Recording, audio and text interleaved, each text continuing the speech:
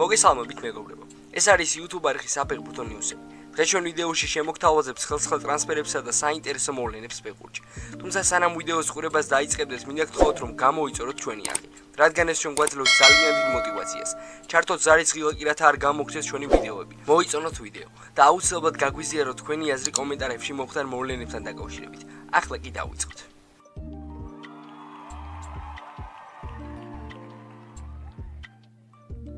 La Ligის მორიგ ტურში ვილიარეალი ატლეტიკოს ესტუმრა და 0-2 დამარცხდა.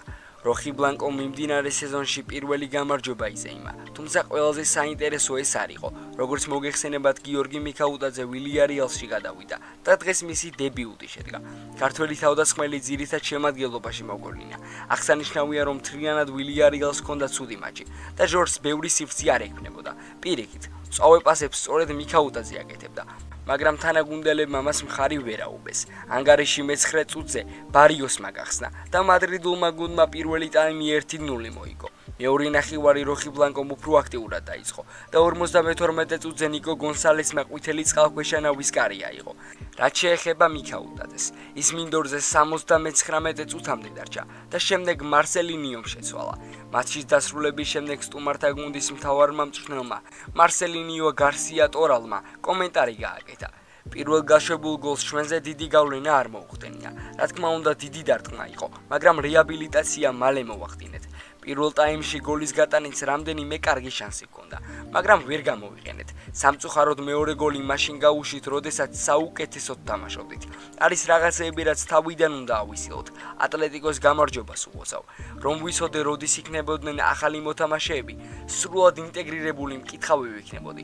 ვეცდებით, რომ ძალიან მალე ვიპოვოთ ეს ავტომატური ადაპტაცია. თამაში ყოველ 3 დღეში გვაქვს და ეს ვარჯიში ხელს გვიშლის. თუმცა ეს საბაბი ნამდვილად არ არის. სამწვრთნელო შტაბი ეცდება, რომ ახალმა ფეხბურთელმა ადაპტაცია სწრაფად გაიაროს. გარდა მწვრთნელისა, მატჩი ჟორჟმა ჩიაფასა და თავისი გარშემო შექმნილ ვითარებას გამოიხმაურა. მიქაუტაძე: წუხვა რომ წავაგეთ, მაგრამ მარცხით წარმატების გზაზე ჩვეული მოვლენაა. დღეს ისე თამაში არ გამომივიდა, როგორც გვინდოდა. თუმცა ვიცი, ეს სიტუაცია შეიცვლება. დებიუტის გამო მიხარია. უკეთესი იქნებოდა მოგვეგო, მაგრამ არა უშავს. მადლობა ყველას, ვინც ვილიარეალის მხრიდან ჩემი ტრანსფერის განხორციელებაში შეიტანა წვლილი. ვილიარეალმა ჩემს სანაცვლოდ რეკორდული თანხა გადაიხადა, მაგრამ ყოველთვის ვამბობ, რომ მიყვარს უმაღლესი მიზნებისთვის ბრძოლა და მინდა ეს ნდობა გავამართლო. მოუთმენლად ველოდები მომავალ მატჩებს. ყოველთვის ვცდილობ ჩემი შესაძლებლობების მაქსიმუმი ვაჩვენო და არც ეს სეზონი იქნება გამონაკლისი. ლა ლიგაში თამაშზე ბავშვობიდან ვუცდებობდი. აქ თამაშობდა მამარდაშვილი და ასევე დარწმუნებული ვარ, რომ მომავალში ესპანურ კლუბებში კიდევ არაერთი ქართველი ფეხბურთელი მოხდება. აქვე გეტყვით, რომ ლიონის განცხადებით გარიგების ღირებულება 31 მილიონი ევროა. კიდევ 5 მილიონი კი ბონუსებით სახით არის გათვალისწინებული. მიქაუტაძის კონტრაქტი 2031 წლამდეა გათვლილი. სურიკო დავითაშვილი სენტ-ეტიენს კლერმონთან შეხვედრაში ვერ დაეხმარება. ამის შესახებ ინფორმაციას ფრანგული გამოცემა იმონთეგეიტი ავრცელებს. კლერმონში გამგზავრებამდე სენტ-ეტიენმა წარადგინა შემადგენლობა, რომელიც ამ შაბათს ლიგა 2-ის მეხუთე ტურში ოვერნიში ითამაშებს. კლუბები ყოველთვის მოუთმენლადელიან სანაკრებო შესვენების შემდეგ ლეგიონერების დაბრუნებას, იმ იმედით, რომ თავიდან აიცილებენ უსიამოვნო სიურპრიზებს, მაგრამ სენტ-ეტიენზე ამ სანაკრებო შესვენებამ მნიშვნელოვანი გავლენა მოახდინა. რამდენიმე ძირითადი მოთამაშე ვარჯიშს ვერ დაუბრუნდა. ერთ-ერთი მათგანი ზურიკო დავითაშვილია, რომელიც საქართველოს ეროვნულ ნაკრებში შესანიშნავ ფორმაში იყო და ერთ გოლს საგოლე გადაცემა დაამატა. მას მცირე ტრავმა აწუხებს. სენტ-ეტიენმა თავდამსხმელი ბოლო წუთსა მოიგო სამატჩო სიიდან. შეგახსენებთ, რომ საფრანგეთის ლიგა 2-ში სენტ-ეტიენი კლერმონს 13 სექტემბერს ესტუმრება. მატჩი თბილისის დროით 10 საათზე დაიწყება. დიდი ხანია გიორგი ჩაკვეტაძე მოედანზე არ გასულა. ქართველმა ფეხბურთელმა უკანასკნელად აპრილში ითამაშა.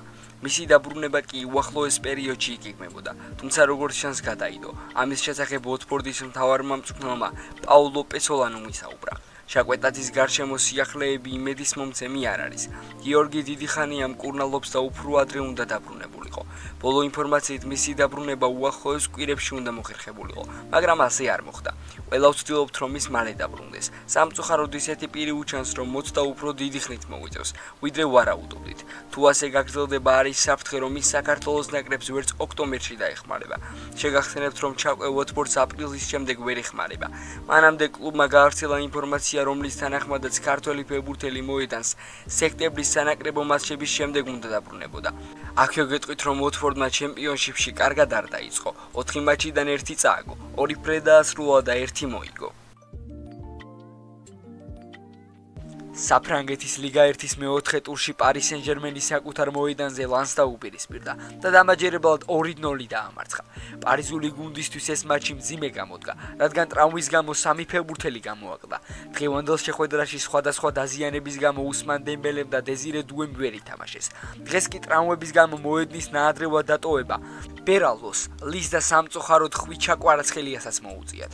მათ შორის ყველაზე მძიმე ბერალდოს დაზიანებაა. ბრაზილიელი ფეხბურთელი მოედნიდან საკაცით გაიყვანეს. რაც შეეხება ხვიჩა კვარაცხელიას, ქართველმა შემტევამ მატჩის სასტარტო შემადგენლობაში დაიწყო. მეოთხე წუთზე მის წინააღმდეგ ოდსონ ედუარმა იუხეშა. ხვიჩას მაშინვე სამედიცინო პერსონალის ჩარევა დასჭირდა, რის შემდეგაც მოედანზე დაბრუნდა და კიდევ 25 წუთი ითამაშა. თუმცა 30 წუთზე შეხვედრის გაგრძელება ვეღარ შეძლო.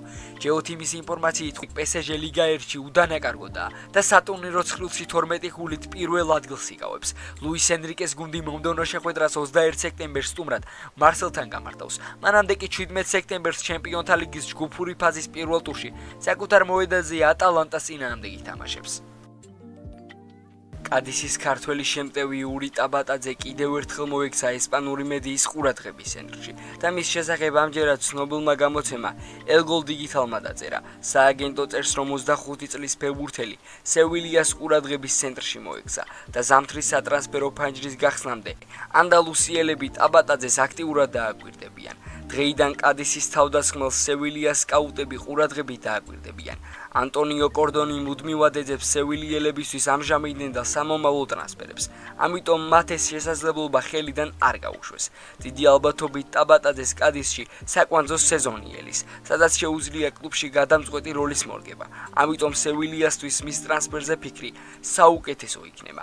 ის შესაძლოა ახალი კვარაცხელია იყოს და მისი მომავალი მალევე დაუკავშირდეს ანდალუსიურ გუნდს. ჯერ კიდევ ნაადრევია იმის თქმა გახდება თუ არა ის ვარსკვლავი, მაგრამ აქამდე ნაჩვენების შედეგების გათვალისწინებით ის იმედის მომცემ ფეხბურთელად ითვლება. ის სევილიას ყურადღების ცენტრში იქნება და შესაძლოა ზამთრის სატრანსფერო ფანჯარაზე მთავარი მიზანის გახდეს. ქართველმა ფეხბურთელმა უკვე დაიმსახურა კადისის გულშემატკივრების სიყვარული. ამ სეზონში მან უკვე გაიტანა 3 გოლი და ბოლო მატჩებში გოლების მოპოვებაში მნიშვნელოვანი როლი ითამაშა. ტაბატაძემ ეს ყველაფერი სასტარტო შემადგენლობაში თამაშის გარეშე გააკეთა, რაც კიდევ უფრო მეტად იმსახურებს საქებარ სიტყვებს. მოგვიწევს დაველოდოთ და ვნახოთ რა მოხდება სატრანსფერო ფანჯრის გახსნამდე. ამ ეტაპზე სევილია არ აპირებს ისეთი ფეხბურთელების გაშვებას, რომლის უნარებიც მას მომდევნო კვარაცხელია დაქცევს. ანტონიო კორდონი ყურადღებით აკვირდება მის პროგრესს და შესაძლოა იანვარში შეთავაზებას გაუკეთოს. ნათქვამია El Gol Digitalis სტატიაში. შეგახსენებთ რომ იური ტაბატაძემ ლა ლიგა 2-ში დებიუტის შემდეგ კადისის მაისურის 3 მატჩი ჩაატარა და 3 გოლი გაიტანა.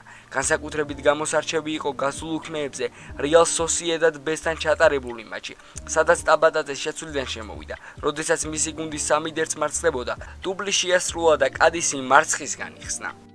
მეგობრებო, დღეისათვის სულ ეს იყო.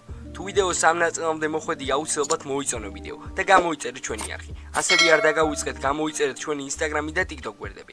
ჩვენ კი შევხვდებით მომავალ ვიდეოში.